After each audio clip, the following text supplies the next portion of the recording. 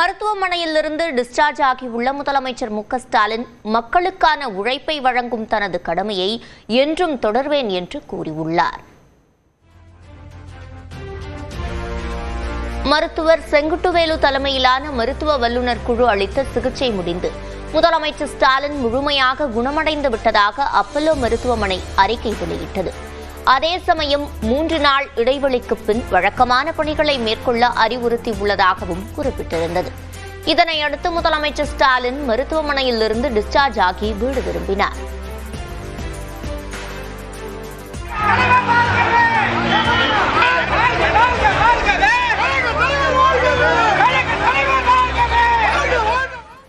நலம் பெற்று வீடு திரும்பியதாக தனது எக்ஸ் பக்கத்தில் குறிப்பிட்டுள்ள முதலமைச்சர் நலம் பெற வாழ்த்தியவர்களுக்கும் சிகிச்சை தந்த மருத்துவர்களுக்கும் நன்றி கூறினார். மக்களுக்கான உழைப்பை வழங்கும் தனது கடமையை என்றும் தொடர்வேன் என்றும் குறிப்பிட்டுள்ளார். உடல் நலம் பாதிக்கப்பட்டு மருத்துவமனையில் அனுமதிக்கப்பட்டிருந்த போதும் முதலமைச்சர் மு க ஸ்டாலின் மருத்துவமனையில் இருந்தபடியே தொடர்ந்து உற்சாகமாக தனது அலுவல் பணிகளை மேற்கொண்டார். பொதுமக்களுக்கு அடிப்படை வசதிகளை பண்ணி கொடுத்துருக்கீங்களா? பண்றாங்களா? பண்ணிருக்கா? முதியவர்களுக்கு சரி, மாற்றுத்திறனாளிகளுக்கு வந்து தனியா வந்து ஒரு கவுண்டர் பண்ணிட்டு அவங்களுக்கு வந்து குடிநீர் வசதி நம்ம மாவட்டத்துல மொத்தம் 224 கேம்ப்ஸ் போயிட்டு இருக்குதுங்க சார். சரி, இது அரௌண்ட் ஒரு 901 அப்ளிகேஷன்ஸ்க்கு வந்து இமிடியேட் டிஸ்போசல் கொடுத்துருக்காங்க சார். மருத்துவர்கள் அறிவுறுத்தினாலும் தனக்கு ஓய்வெடுக்க மனமில்லை என மருத்துவமனையில் இருந்தபடியே முதலமைச்சர் பணிகளை மேற்கொண்ட காட்சிகளே இவை.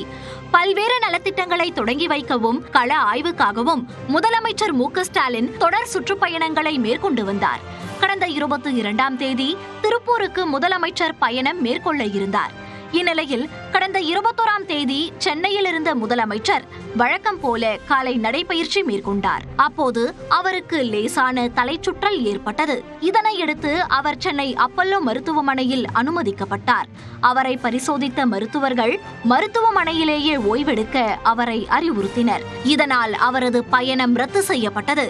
மருத்துவமனையில் அனுமதிக்கப்பட்ட அடுத்த நாளே முதலமைச்சர் தனது அலுவல் பணிகளை அங்கிருந்தே தொடங்கினார். உங்களுடன் ஸ்டாலின் திட்டத்துக்கான முகாம்கள் திட்டமிட்டபடி நடைபெறுகிறதா என்பது குறித்து தலைமைச் செயலாளரிடம் கேட்டறிந்ததாக முதலமைச்சர் தனது எக்ஸ் பக்கத்தில் பதிவிட்டார்.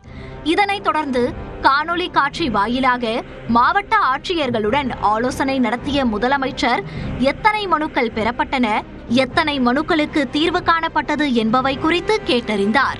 நம்ம மாவட்டத்துல மொத்தம் 224 கேம்ப்ஸ் போயிட்டு இருக்குதுங்க சார். சரி, அவங்களுக்கு அடிப்படை பிரச்சனை தீர்த்து வைக்கிறீங்களா? ப்ராப்ளம் இருக்கா? பண்ணி கொடுத்துருக்கோம் சார். எல்லாருக்கும் இங்க பந்தல் போட்டு சேர்ஸ்ல இடம் கொடுத்துருக்கோம் சார். சரி சார், நமக்கு இது வரைக்கும் சார் 12,492 மனுக்கள் வந்து நம்மளுக்கு டோட்டலா வந்திருக்காங்க சார். இது வந்து கலைஞர் மகளிர் உரிமை தொகை இல்லாம இருக்கக்கூடிய மனுக்கள் சார். இது அரௌண்ட் ஒரு 901 அப்ளிகேஷன்ஸ்க்கு வந்து இமிடியேட் டிஸ்போசல் கொடுத்துருக்காங்க சார். பொதுமக்களுடன் முதலமைச்சர் வீடியோ காலில் பேசினார். என்ன கோரிக்கை வந்திருக்கீங்க? என்ன கோரிக்கை உங்களுக்கு? சார், ஜாதி சர்டிஃபிகேட்டும் நேட்டிவ் சர்டிஃபிகேட்டும் அப்ளை பண்ணேன் சார். 2 டேஸ்ல இங்க திருப்பி கொடுத்துருக்காங்க சார். கிடைச்சிச்சு உங்களுக்கு? சந்தோஷம் தானா? ஓகே சார், சந்தோஷம் சார். பிரதமரின் தமிழ்நாடு பயணத்தின் போது அவரிடம் கொடுக்க வேண்டிய கோரிக்கை மனுவை மருத்துவமனையில் இருந்தபடியே தயாரித்து அதனை தலைமைச் செயலாளர் மூலமாக முதலமைச்சர் அனுப்பி வைத்தார். அதனை பிரதமரிடம் அமைச்சர் தங்கம் தென்னரசு வழங்கினார்.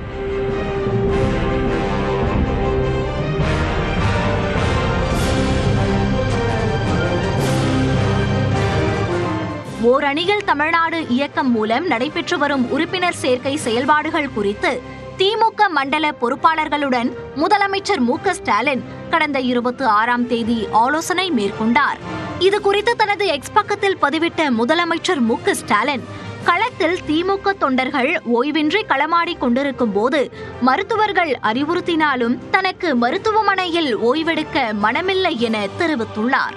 மேலும் உறுப்பினர் சேர்க்கையில் 150 தொகுதிகளில் இலக்கை எட்டிய இன்பச் செய்தியை மண்டல பொறுப்பாளர்கள் தன்னிடம் பகிர்ந்ததாக தெரிவித்தார்.